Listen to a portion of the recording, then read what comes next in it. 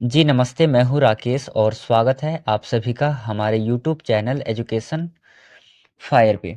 देखिए, जैसे कि मैंने आपसे कहा था, यदि आप संस्कृत के कंपटीशन एग्ज़ाम की तैयारी करते हो तो आपके लिए संस्कृत साहित्य का इतिहास बहुत ज़्यादा ज़रूरी है। और संस्कृत साहित्य का जो इतिहास है उसी के ऊपर हम लोग टॉपिक बाय टॉपिक सेशन ले रहे हैं, जिनमें से कि सबसे पहले हमने वैदिक साहित्य के ऊपर डिस्कस किया। इसके बाद ऋग्वेद से रिलेटेड जो भी क्वेश्चन बन सकता था उसके ऊपर हमने सेशन किया है। उसके बाद फिर यजुर्वेद से रिलेटेड जो भी इम्पोर्टेंट क्विज क्वेश्चन होना चाहिए उनके ऊपर हमने सेशन लिया। और आज के इस सेशन में हम सामवेद से रिलेटेड जो भी इम्पोर्टेंट क्वेश्चंस होंगे, जितने भी क्वेश्चन अब तक एग्जाम में पूछे गए या फिर पूछे जाने की आशंका है, इन सभी क्वेश्चंस के ऊपर आज हम डिस्कस करेंगे। सामवेद से रिलेटेड जितने भी क्वेश्चन बनेंगे सभी क्वेश्चन को मैं आपके सामने लेकर के आया हूँ। इसको बहुत ही डिटेल रूप में, बहुत ही विस्तार रूप में पढ़ेंगे। आप सभी को क्या करना है, एक कॉपी और एक पेन लेकर के बैठना है और सबसे ऊपर हेडिंग डाल देना है आपको सामवेद संहिता। सामवेद से रिलेटेड जो भी क्वेश्चन होगा, जहां पर लगे कि आपको लिखना चाहिए, ये चीज आपको याद नहीं है, आप अपने नोट्स कॉपी में नोट डाउन कर लेना। तो चलिए शुरू करते हैं आज के इस सेशन को। देखिएगा, सबसे पहले क्या है, सामवेद संहिता। ठीक है, इससे पहले हमने दो कर लिया, वेद चार है, ये हमारा तीसरा वेद है सामवेद। इसका विषय क्या है? विषय मैंने आपसे कहा था, इसका स्तुति सोम है। जब हमने वैदिक साहित्य किया था उसी समय आपको बताया गया था चारों वेद और चारों वेदों के विषय। तो आई होप कि विषय तो आपको पता होगा कि सामवेद का विषय है स्तुति सोम, और इसका जो ऋत्विक है, ऋत्विक हो जाएगा आपका उद्गाता। मैंने इससे पहले वाले सेशन में बताया था कि जितने भी ऋत्विक है, चार वेद है, चारों वेदों के अलग अलग ऋत्विक है, होता, अध्वर्यु, उद्गाता और ब्रह्मा।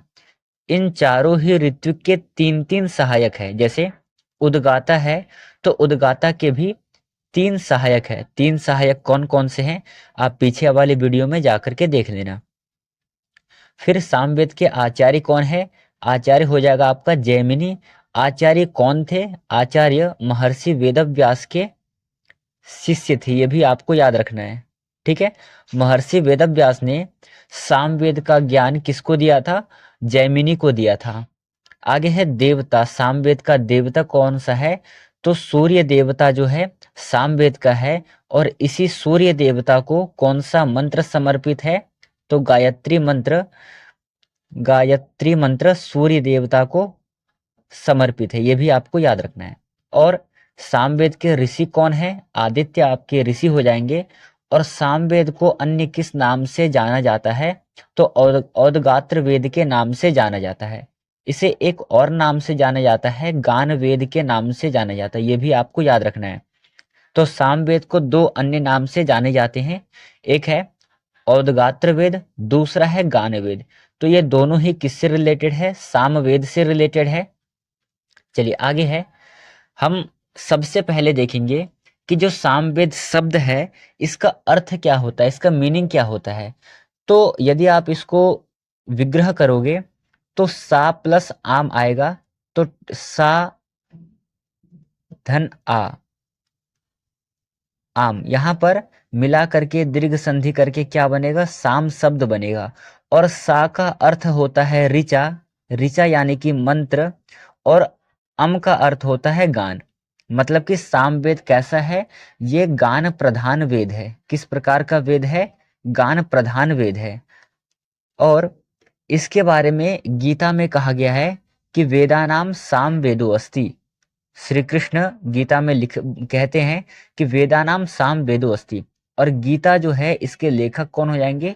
इसके लेखक है महर्षि व्यास। गीता में 18 अध्याय हैं, ये भी आपको याद रखना है। इसका सबसे बड़ा अध्याय कौन सा है? तो सबसे बड़ा अध्याय हो जाएगा आपका 18वां अध्याय, सबसे बड़ा अध्याय है गीता का। और सबसे छोटा अध्याय कौन सा है? 12, 15। 12वां और 15वां सबसे छोटा अध्याय, ये भी आपको याद रखना, एग्जाम में पूछे जा सकते हैं। चलिए आगे देखिएगा, अगला स्लाइड है कि जो सामवेद है, सामवेद की शाखाएं कौन कौन सी है। तो सामवेद की शाखाएं विभिन्न विद्वानों के अनुसार भिन्न भिन्न है। जैसे कि महाभाष्य के लेखक कौन है? पतंजलि। पतंजलि किसके लेखक है? महाभाष्य के लेखक है। और महाभाष्य मतलब कि पतंजलि के अनुसार सामवेद की 1000 शाखाएं हैं। 1000 को क्या कहा गया है? सहस्त्र वर्तमा सामवेद। सामवेद को अन्य और किस नाम से जाना जाता है? तो सहस्त्र वर्तमा के नाम से जाना जाता है। तो अभी तक सामवेद के लिए 3 शब्दों का यूज हुआ है। एक तो औदगात्र वेद, दूसरा गान वेद, और तीसरा सहस्त्र वर्तमा सामवेद। ठीक है, तो इन तीनों को आपको याद रखना है। आगे है कि 1000 शाखाएं तो हैं, पर वर्तमान समय में उपलब्ध शाखाएं कितनी हैं? तो सामवेद की उपलब्ध शाखाएं हैं 3। कौन कौन सा है 3? पहला है कौथुमीय, राणायनीय और जैमिनीय। ठीक है, ये 3 शाखाएं उपलब्ध है। 3 शाखाओं में से सबसे प्रसिद्ध शाखा कौन सा है? सबसे प्रसिद्ध शाखा है आपका कौथुमीय शाखा। ये भी आपको स्मरण रखना है। फिर आगे है कि सर्वाधिक लोकप्रिय शाखा कौन सा है? जैसे कि मैंने अभी आपको बताया, सबसे अधिक लोकप्रिय कौन सा है? तीनों शाखाओं में से कौथुमीय शाखा सबसे अधिक लोकप्रिय है। सामवेद के कुछ ब्राह्मण भी है। ठीक है, हमें क्या करना है? वेद 4 है, चारों वेदों के ब्राह्मण, आरण्यक और उपनिषद, ये देखना है। जैसे आपने देखा सामवेद, सामवेद के 3 शाखा है, कौथुमीय, राणायनीय और जैमिनीय।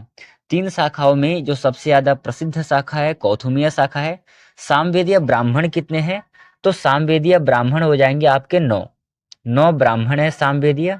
और 9 का नाम क्या है? पहला है पंचविंश, दूसरा है षड्विंश, तीसरा है सामविधान, चौथा है आरसेय, पांचवा है दैवत ब्राह्मण, छठा है उपनिषद ब्राह्मण, सातवां है संहितोपनिषद ब्राह्मण, आठवां है वंश ब्राह्मण और नौवां है जैमिनीय ब्राह्मण। इस प्रकार से करके सामवेदीय ब्राह्मण कितने हैं? सामवेदीय ब्राह्मण हो जाएंगे आपके 9। ठीक है, ये आपको याद रखना है। यहाँ से 2017, 2019 और 2021 में प्रश्न पूछे गए हैं, इसलिए आपको ये याद रखना है। ठीक है, सामवेदीय ब्राह्मण कितने हैं? 9 ब्राह्मण है। 9 का नाम क्या है? पंचविंश, षड्विंश, सामविधान, आरसीय, दैवत, उपनिषद ब्राह्मण, संहितोपनिषद ब्राह्मण, वंश ब्राह्मण और जैमिनीय ब्राह्मण। इस प्रकार से करके कुल सामवेदीय ब्राह्मण है 9। चलिए, ब्राह्मण आपने देख लिया, इसके बाद क्या है? उपनिषद। तो सामवेदीय उपनिषद कितने हैं? तो सामवेदीय उपनिषद हैं 2। 2 कौन कौन से हैं? पहला है केनोपनिषद और दूसरा है छांदोग्य उपनिषद। ये दोनों ही उपनिषद सामवेद से संबंधित है। ठीक है, फिर आगे है ब्राह्मण, तो सॉरी आरण्यक। तो सामवेदीय आरण्यक कितने हैं? सामवेदीय आरण्यक है 2। कौन कौन से? एक तो है जैमिनीय और है छांदोग्य। ये 2 आरण्यक है। उपनिषद कितने हैं? वैसे उपनिषद देखा जाए तो 108 उपनिषद है। किसके अनुसार? मुक्तिकोपनिषद के अनुसार। ठीक है, मुक्तिकोपनिषद के अनुसार 108 उपनिषद है। पर 10 उपनिषद के ऊपर आपका शांकर भाष्य मिलता है, ये भी आपको याद रखना है। शांकर भाष्य कितने उपनिषद के ऊपर मिलता है? 10 उपनिषद के ऊपर मिलता है। सामवेदीय आरण्यक है 2, एक है जैमिनीय आरण्यक, दूसरा है छांदोग्य आरण्यक। ये याद रखना है यहाँ तक। फिर आगे है कि सामवेदीय छंद, सामवेद में कितने छंदों का प्रयोग हुआ है, या फिर सामवेदीय छंद कौन कौन से हैं? तो देखिएगा, सामवेदीय छंद 2 हैं। पहला है गाथा और दूसरा है प्रगाथा। ये दोनों ही छंद किससे संबंधित है? दोनों ही छंद सामवेद से रिलेटेड है। ठीक है, फिर सामवेदीय स्रोत सूत्र भी है। स्रोत सूत्र कितने हैं सामवेदीय? 5 स्रोत सूत्र है। पहला है लाट्यायन, दूसरा है द्राह्यायन, तीसरा है आरसेय, चौथा है खादिर और पांचवा है जैमिनीय। इनमें से आपको ये जैमिनीय और खादिर, ये 3 याद रखना है। यहाँ से अब तक प्रश्न पूछे गए हैं, तो हो सकता है कि आपसे एक बार फिर से रिवीजन किया जाए। तो यहाँ पर सामवेदीय स्रोत सूत्र कितने हैं? सामवेदीय स्रोत सूत्र है 5। लाट्यायन, द्राह्यायन, आरसेय, खादिर और जैमिनीय, ये 5 क्या है? सामवेदीय स्रोत सूत्र है। फिर आता है गृह सूत्र। सामवेदीय गृह सूत्र कितने हैं? तो गृह सूत्र हैं 4। अब आप कहोगे कौन कौन से 4 हैं? तो एक है खादिर गृह सूत्र, गोभिल गृह सूत्र, गौतम गृह सूत्र और जैमिनीय गृहसूत्र, इन चारों के ऊपर प्रश्न बनाए जा चुके हैं, पूछे जा चुके हैं, इसलिए आपको चारों ही गृहसूत्र को याद रखना होगा। फिर आगे आता है सामवेदीय धर्मसूत्र कौन कौन से हैं। तो साथियों आपको याद रखना है, सामवेदीय जो धर्मसूत्र है केवल एक धर्मसूत्र है। कौन सा? गौतम धर्मसूत्र है। और ये धर्मसूत्र सबसे प्राचीन धर्मसूत्र है। ये भी आपके एग्जाम के लिए इंपॉर्टेंट है। आपसे एग्जाम में पूछ लेगा कि सबसे प्राचीन धर्मसूत्र किस वेद का है? ऋग्वेद, यजुर्वेद, सामवेद और अथर्ववेद। तो आपका उत्तर हो जाएगा सबसे प्राचीन किस वेद का है धर्मसूत्र? सामवेद का है। ठीक है, ये आपको स्पेशली याद रखना है। हो सके तो आप अपने कॉपी में नोट डाउन कर लेना।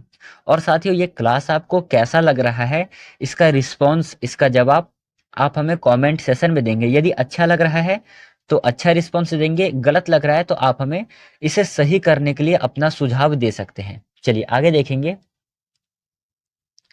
आगे है सामवेदीय विभाजन।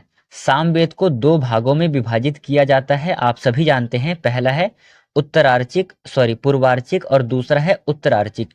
सामवेद को दो भागों में डिवाइड किया गया है। ठीक है, अब देखिए पूर्वार्चिक में कुछ कांड हैं। कितने कांड है पूर्वार्चिक के? पूर्वार्चिक के 4 कांड हैं। पहला कांड है आग्नेय, दूसरा है ऐन्द्र, पवमान और आरण्य। इस प्रकार से करके सामवेद को 4 कांडों में विभाजित किया गया है। तो आप सीधे से पूछोगे कि भाई 4 कांडों में विभाजित तो किया गया है, पर सामवेद के कितने मंत्र हैं? तो देखना यहाँ ध्यान से, सामवेद में जो पूर्वार्चिक है, पूर्वार्चिक के 650 मंत्र है। और अध्याय कितने हैं पूर्वार्चिक में? 6 अध्याय हैं। ठीक है, दो भागों में डिवाइड किया गया है, पूर्वार्चिक और उत्तरार्चिक। तो अभी आपने देखा पूर्वार्चिक में 4 कांड है, 6 अध्याय हैं और 650 मंत्र हैं। ऐसे ही जब आप उत्तरार्चिक को देखोगे तो उत्तरार्चिक में 9 प्रपाठक है, 21 अध्याय हैं और 1225 मंत्र हैं। तो यदि आप 1225 उत्तरार्चिक के और 650 पूर्वार्चिक के मंत्रों को योग करोगे, जोड़ोगे, तो आपका 1875 मंत्र होगा। जो कि संपूर्ण सामवेद में कितने मंत्र हैं? 1875 मंत्र हैं। ठीक है, ये भी आपको याद रखना है। चलिए आगे है कि 1875 मंत्र जो है ये सामवेद के अपने मंत्र नहीं है। 1771 मंत्र ऋग्वेद से लिए गए हैं। ऋग्वेद से 1771 मंत्र लिए गए हैं। और इसमें से भी 267 मतलब 267 मंत्र ऐसे हैं जो कि पुनरुक्त है। पुनरुक्त बोले तो इनका रिवीजन हुआ है, एक ही मंत्र कई बार देखने को मिले हैं। ऐसे ही सामवेद के 104 मंत्र हैं। 104 मंत्र में से 104 मंत्रों में से जा करके 5 बार पुनरुक्त है। बोले तो 5 बार की पुनरुक्ति हुई है, 5 बार पुनरुक्त मंत्र है। ठीक है, ये भी आपको याद रखना है। तो आपसे पेपर में पूछ लेगा कि सामवेद के स्वयं के मंत्रों में से कितने मंत्रों की पुनरुक्त हुई है? तो आपको 5 याद रखना है। और ऋग्वेद के कितने मंत्र ऐसे हैं जो कि पुनरुक्त हैं? 267 मंत्र। ऋग्वेद में ऋग्वेद के कुल कितने मंत्र लिए गए हैं? 1771 मंत्र ऋग्वेद के लिए गए हैं और 104 मंत्र सामवेद के स्वयं के हैं। चलिए सामवेद में गान है, तो गान देखिए, गान जो है 4 प्रकार के हैं। ठीक है, कौन कौन से? ग्राम गान, अरण्य गान, ऊह गान और ऊह्य गान। इस प्रकार से करके गान कितने प्रकार के हैं? 4 प्रकार के। पर जो सामगान है, सामगान कितने प्रकार के होते हैं? सामगान होते हैं आपके 5 प्रकार के। 5 प्रकार के कौन कौन से होते हैं वो मैं आगे आपको बताऊंगा। यहाँ पर याद रखना है कि गान कितने प्रकार के हैं? गान है 4 प्रकार के। कौन कौन से? ग्राम, अरण्य, ऊह और ऊह्य गान। ठीक है, अब देखिएगा यहाँ पर साम गान कितने हैं? 5 प्रकार के हैं। 5 प्रकार के कौन कौन से हैं? तो पहला हो जाएगा आपका प्रस्ताव, दूसरा है उद्गीत, तीसरा है प्रतिहार, चौथा है उपद्रव और पांचवा है निधन। ये 5 प्रकार के साम गान है। यहाँ पर आपको कंफ्यूज नहीं होना है। गान पूछे तो गान है 4 प्रकार के और सामगान पूछे तो सामगान है 5 प्रकार के। 5 प्रकार आपके सामने है, प्रस्ताव, उद्गीत, प्रतिहार, उपद्रव और निधन। और सामगान कितने हैं? सामगान है 5 प्रकार के और गान कितने प्रकार के हैं? 4। कौन कौन से? ग्राम, अरण्य, ऊह और ऊह्य। ठीक है, इन दोनों में आपको छोटा सा कॉमन सा डिफरेंट है, वो आपको याद रखना है। चलिए आगे देखिएगा, आगे है साम विकार। यहाँ से भी प्रश्न पूछे गए हैं। 2022 का जो एग्जाम है उसमें पूछा गया था और 2016 के एग्जाम में यहाँ से प्रश्न पूछे गए थे। आपसे पूछ लेगा कि साम विकार कितने हैं, आपका उत्तर होगा साम विकार 6 हैं। कौन कौन से? पहला है विकार, विश्लेषण, विकर्षण, अभ्यास, विराम और स्तोभ। इस प्रकार से करके साम विकार 6 हैं। कौन कौन से? विकार, विश्लेषण, विकर्षण, अभ्यास, विराम और स्तोभ। साम विकार कितने हैं? 6। अब एक बार फिर से देखना, यदि आपसे साम गान पूछे तो साम गान है 4, सॉरी गान पूछे तो गान है 4, पर यदि साम गान पूछे तो साम गान है 5, और साम विकार पूछे तो साम विकार हो जाएगा आपका 6। तीनों में आपको कॉमन सा डिफरेंट है, याद रखना है। अब आगे है ऋग्वेद। सामवेद में आपने देखा कि 1875 मंत्र है। 1875 मंत्र में से जो ऋग्वेद के मंत्र हैं 1771 मंत्र है, और पुनरुक्त कितने मंत्र हुए हैं? 267 मंत्र पुनरुक्त है। 267 मंत्र को यदि हटा दिया जाए तो ऋग्वेद के जो है 504 मंत्र हैं, सॉरी 1504 मंत्र है, ये भी आपको याद रखना है, ठीक है। यदि एग्जामिनर आपसे पूछ ले कि सामवेद के कितने मंत्र ऐसे हैं जो कि ऋग्वेद में संग्रहित है पुनरुक्त को छोड़ करके, तो 504 मंत्र हैं, ये आपको याद रखना है। चलिए आगे है कि संगीत के आधार पर सामवेद के प्रमुख स्वर कितने हैं? सामवेद के प्रमुख स्वर हो जाएंगे आपके 7, ये आपको याद रखना है, ठीक है। अब यहाँ पर है कि कौमुद शाखा पद्धति, ठीक है। कौमुद शाखा पद्धति कितने हैं? 2 पद्धति है। कौन कौन सा? एक है नागर पद्धति और दूसरा है मद्र पद्धति। ये आपको याद रखना है, अपने कॉपी में नोट डाउन कर लेना है। चलिए आगे है शिक्षा ग्रंथ। सामवेदीय शिक्षा ग्रंथ कौन कौन से हैं? सामवेदीय शिक्षा ग्रंथ है 3। कौन कौन से हैं? गौतमी, लोमसी और नारदीय। ये 3 किसके शिक्षा ग्रंथ है? सामवेदीय शिक्षा ग्रंथ है। इनमें से जो आपका सबसे ज्यादा प्रसिद्ध है वो है गौतमी और नारदीय। ये दोनों ही शिक्षा ग्रंथ प्रसिद्ध है। दोनों से प्रश्न पूछे जा चुके हैं अब तक, इसलिए आपको दोनों ही याद रखना है।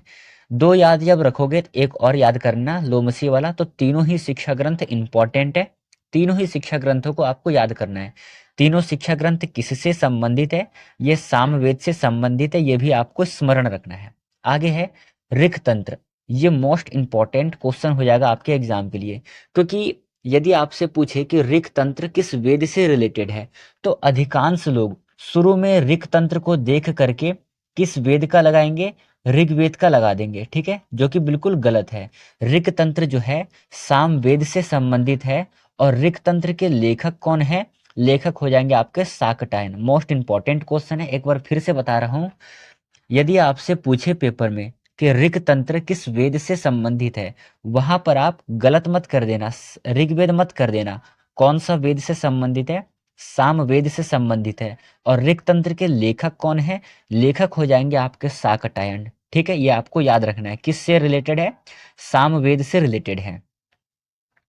ऐसे ही सामवेदीय प्रातिशाख्य पूछा है, जैसे कि ऋक प्रातिशाख्य पूछे तो ऋक प्रातिशाख्य ऋग्वेद का था, पर ऋक तंत्र किस वेद से रिलेटेड है? सामवेद से। ऐसे ही सामवेदीय प्रातिशाख्य जो है कौन सा है? सामवेदीय प्रातिशाख्य आपका हो जाएगा पुष्य सूत्र प्रातिशाख्य। नाम क्या है? पुष्य सूत्र प्रातिशाख्य किस वेद से रिलेटेड है? यह सामवेद से रिलेटेड है। और इसके लेखक कौन है पुष्य सूत्र के? तो पुष्य ऋषि हो जाएंगे इसके लेखक। तो ये सभी क्वेश्चन आपके एग्जाम के लिए इंपॉर्टेंट है, सभी क्वेश्चन आपको ध्यान में रखना है। हो सके तो आप अपने कॉपी में नोट डाउन कर लेना, ठीक है। यहाँ से प्रश्न पूछे जाएंगे, इससे बाहर एक भी प्रश्न आपसे नहीं पूछा जाएगा, इतना मैं गारंटी के साथ कह सकता हूँ। तो सभी को आपको याद करना है, और सभी को हो सके तो एक सीक्वेंस में लिखते हुए चलना है। सबसे पहले आप वैदिक साहित्य को लिखना, फिर इसके बाद ऋग्वेद, यजुर्वेद, सामवेद, ठीक है। यहाँ तक हमारा हो गया कंप्लीट। अब जो कल का सेशन होगा, कल के सेशन में हम करेंगे अथर्ववेद से रिलेटेड, ठीक है। अथर्ववेद से रिलेटेड अब तक एग्जाम में जितने भी प्रश्न पूछे गए हैं या फिर पूछे जाने की संभावना है, या फिर जितने क्वेश्चन बन सकते हैं, उन सभी क्वेश्चंस के ऊपर, उन सभी टॉपिक के ऊपर डिटेल रूप में आपसे मैं कल बात करूंगा। और जैसे कि मैंने आपसे कहा था कि शाम 7 बजे, डेली शाम 7 PM पे ये आपको यूट्यूब पे क्लास मिल जाएगा। तो जुड़ना ना भूले आप हमारे चैनल से। शाम 7 बजे आपको संस्कृत साहित्य का एग्जाम का जो जितने भी क्वेश्चन होंगे, जो भी टॉपिक होगा, वो आपको यूट्यूब पे अवेलेबल मिलेगा। इसके लिए आप निश्चिंत रहिए। यदि वीडियो पसंद आए हो तो चैनल को सब्सक्राइब कर लीजिए, ताकि जो भी नोटिफिकेशन हो वो सबसे पहले आप तक पहुंचे। चलिए, इन बातों को ध्यान में रखिएगा। आज की इस क्लास को हम यहीं पे समाप्त करते हैं। अपना ध्यान रखना। तब तक के लिए धन्यवाद। जय हिंद साथियों, मिलेंगे कल के सेशन में।